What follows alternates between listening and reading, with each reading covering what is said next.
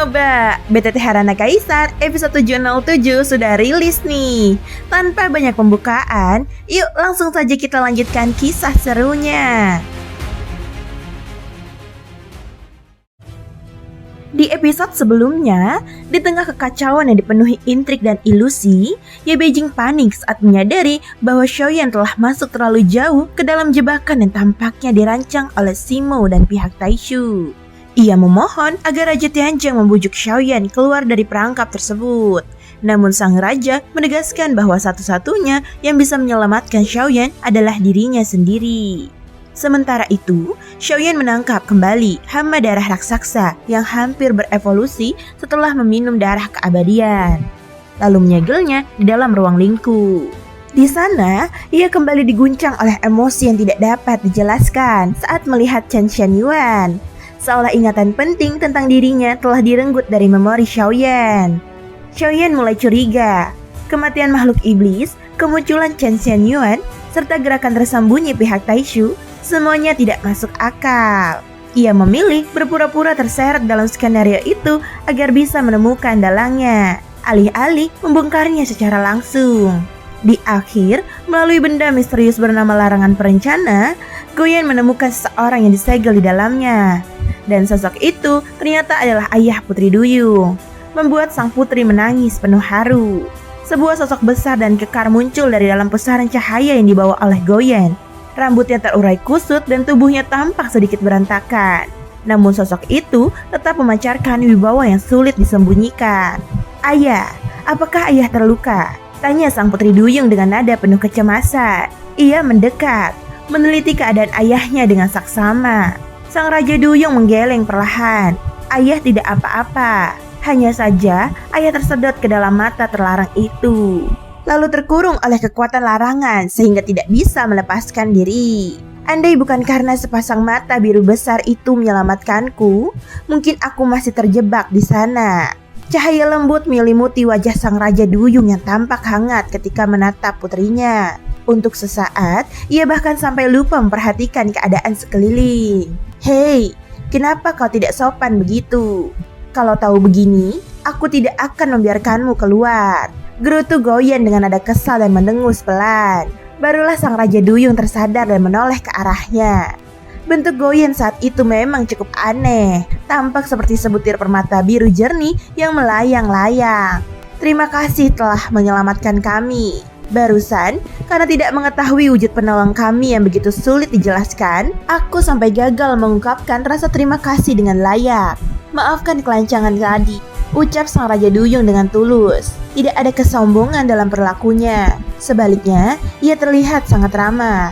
Dari sisi lain, terdengar suara berat milik Xuan Huang. "Xinting, sudah lama tidak bertemu." Raja Duyung yang memiliki nama asli Xinting menoleh cepat. "Xuan Huang, bukankah kau seharusnya sibuk mengurusi masalah reproduksi terlarang di klan naga? Mengapa kau sempat-sempatnya datang berkeliaran di tempatku?" Xuan Huang mendengus dingin seraya menjawab, "Kau menyebutnya berkeliaran? Aku hampir kehilangan nyawaku barusan. Dan kau begitu muncul malah langsung ngoceh. Tak heran bangsa Duyung bayangan menghajar kalian."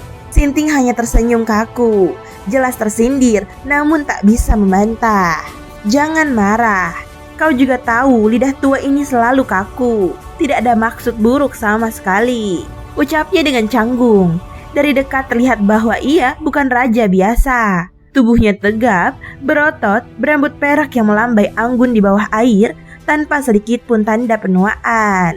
Ucapnya pun tegas, kadang sengaja terasa menjengkelkan, namun tetap menyiratkan kehangatan seorang pemimpin. Meskipun tidak mengetahui apa yang sebenarnya terjadi, Xinting bisa menebak bahwa mereka baru saja melalui pertempuran hebat. Di sisi lain, Xiaoyan tampak tidak terlalu tertarik dengan keramaian itu. Ia mengulurkan tangan menuju kelinci Bingyun di pelukan Chen Xianyuan, mengusap lembut bulu halusnya. Ia tersenyum kecil. Aneh, kelinci ini tidak menggigit. Xiaoyan merasa ada yang janggal. Ia memperhatikan Chen Xianyuan dan kelinci itu bergantian. Semua ini terasa aneh, sekaligus sangat familiar. Ia berusaha keras menggali ingatan, namun tidak menemukan satupun memori yang berkaitan dengan perempuan ini.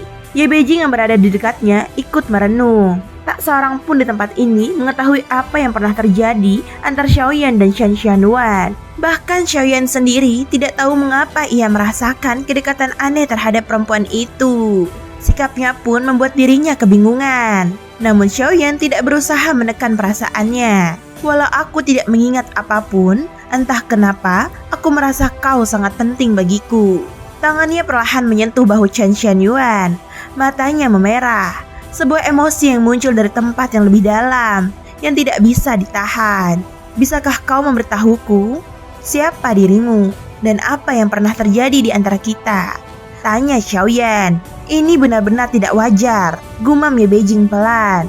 Ia memandang Chen Xianyuan dengan penuh kewaspadaan. Bagi mata seorang ahli, jelas terlihat bahwa jiwa Chen Xianyuan tidak cocok dengan tubuhnya. Tubuh dan jiwanya seperti berasal dari dua orang berbeda. Namun itu bukanlah hal yang menjadi pertanyaan utama bagi Xiaoyan. Aku mengingat cincin Xuanyin. Aku ingat benang aura yang diberikan senior Jian Xiangyan. Banyak hal masih kuingat. Tapi, mengapa hanya tentang dirimu, wahai Permaisuri? Aku tidak memiliki satupun kenangan. Mengapa hanya engkau? Ucap Xiaoyan dengan lembut. Chen Xianyuan tersenyum pelan. Mungkin karena sudah terlalu lama, sehingga engkau melupakan aku. Tatapannya penuh kasih dan kehangatan. Benarkah begitu? Xiaoyan tersenyum samar, namun jelas tidak yakin. Namun begitu, Xiaoyan mengalihkan pandangannya darinya. Seluruh kelembutan di wajah Chen Xianyuan hilang seketika. Xiaoyan kini memandang mata terlarang. Artefak misterius berwarna merah bundar yang tampak bergetar. Gouyan, apa kau tahu cara menggunakannya? Gouyan melayang maju dengan percaya diri. Tentu saja, ini perkara kecil bagi Tuan Gou. Ia memancarkan cahaya biru. Seketika, benda terlarang itu yang semula bersinar merah bergetar hebat. Ia benar-benar mampu mengaktifkannya. Xuan Huang menatap Xinting seraya berkata, kau juga ingin mengaktifkan benda itu sebelumnya kan? Itu sebabnya kau tersedot ke dalamnya.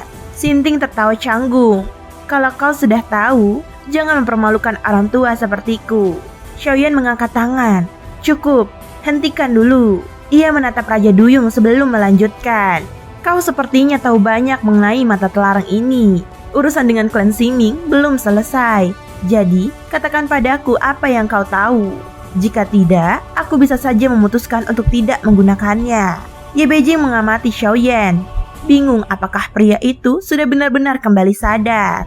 Xinting lantas menjelaskan. Mata terlarang dapat mengungkap keberadaan harta rahasia di laut mimpi ilusi. Ucapnya, meskipun ia tidak mengenal Xiaoyan secara pribadi, aura Xiaoyan membuatnya menunjukkan rasa hormat. Harta rahasia? Jelaskan lebih rinci, kata Xiaoyan.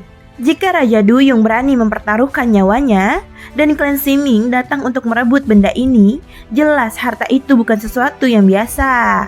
Mungkin bahkan cukup mengguncang dunia Sanhai itu sendiri. Xuan Huang tiba-tiba angkat bicara. Baiklah, biar aku yang menjelaskan. Dari dunia Sanhai, memang banyak harta rahasia. Karena itulah para ahli dari dunia lain sering datang berebut. Namun harta biasa tidak ada gunanya bagi kita. Tapi, di laut mimpi ilusi, konon terdapat harta Raja Mimpi Ilusi. Ia pernah menjadi penguasa dunia Sanhai. Harta peninggalannya belum pernah ditemukan. Isinya mengandung peluang dan kekuatan yang hampir tak terbayangkan. Bahkan para dewa tak abadi sekalipun dapat memperoleh manfaat besar darinya. Resikonya memang tinggi, mungkin sangat mematikan, tapi peluangnya tidak akan pernah datang dua kali. Xiaoyan, apakah kau ingin membukanya? Keputusan ada padamu. Xiaoyan terdiam. Segalanya terasa seperti lelah diarahkan agar ia membuka harta tersebut. Dan saat ini, yang paling ia butuhkan memang adalah sebuah pencapaian besar. Kunci untuk menembus ke tingkat 4 keabadian dewa yang hingga kini tidak pernah ia temukan. Namun ada satu hal yang mengganjal hatinya. Klan Ximing, mereka bersedia bertarung mati-matian demi masuk ke dalamnya. Tapi kenapa akhirnya mereka mundur? Apakah mereka sudah memperhitungkan bahwa siapapun yang memegang mata terlarang akan tetap berusaha membuka harta itu? Ataukah semua ini adalah jebakan yang sejak awal telah mereka rencanakan?